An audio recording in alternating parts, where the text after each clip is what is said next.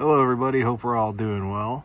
If you're watching this video, chances are that's not the case, as you are burning oil and you're thinking your PCV valve is shot.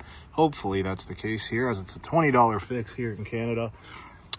So if you're like me and you got the V6 version of this truck here, you will do a whole bunch of searching on the internet trying to find your PCV valve, and let me tell you, you're not going to find it. So I did some homework here, and on the V6 model, your PCV valve is just on your driver's side valve cover in the back there. You can see mine is pretty fouled with oil. I had about 3 liters burned off in about 5,000 kilometers, so something's definitely up here. There's this hose you got to disconnect. You'll just press in that gray fitting there on the hose and you can pop her right off. As for a size on this, that PCV valve there, you will need a socket, a deep socket. I believe it's about a 22 to 24. We'll do some trying out here and figure out which one's which. And to access this, you just got to remove this plastic cover, remove your oil cap, take the plastic shroud off, and there's your culprit. So yeah, I'll follow in here when we got that removed. All right, everybody, so it seems to be a 24 millimeter socket. I don't even know if you'll need a socket for this because it seemed like it was just hand tight. It is plastic, so and yeah, we're looking pretty dirty here. And if you're curious as to what a bad PVC valve sounds like, you can hear it. Obviously, it doesn't sound too bad, but definitely sounds muffled. There's stuff in there, sediment most likely. So we're gonna out with the old and in with the new, and we'll see if we're burning any more oil. So we have the new one ready to be installed here. Obviously new, old. And here's the part number for the 4.3 liter V6, if anyone's interested there. And so I've determined the socket size is about a 24. It fits on a 23, but it's a little too snug, so 24 works well. And to install this guy, again, we're just gonna reach back here. It's just in that little pocket. This will be hot, so make sure your motor's cool.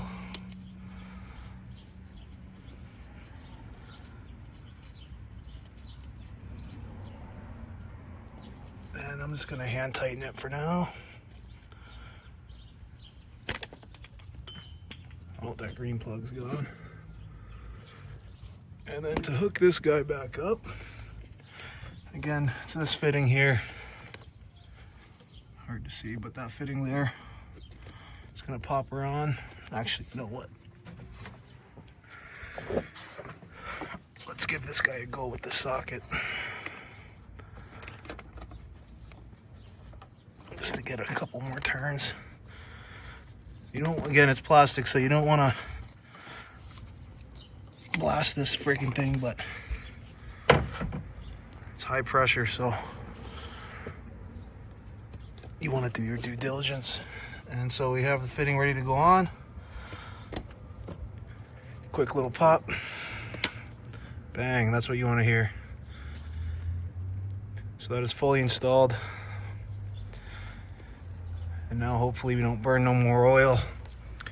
And I'm actually just gonna turn the truck over here. And I'm gonna watch that. See if we have any leaks before we seal her up.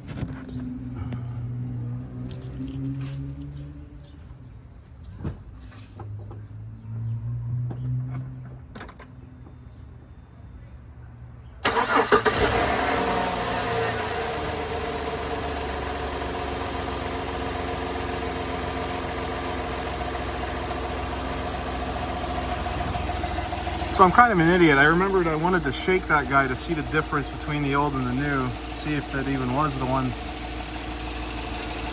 or see if there was some sign that it needed replacing. But I'm gonna let this idle for a bit, see if I can find any leaks out of that guy there, and if not, then we're ready to roll. Pull it out to compare the noise just because I'm curious. So this was the old one again.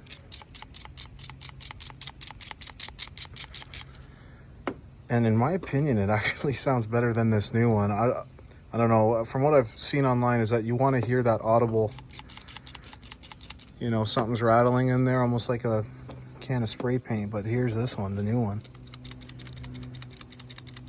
Considerably less play, considerably less noise.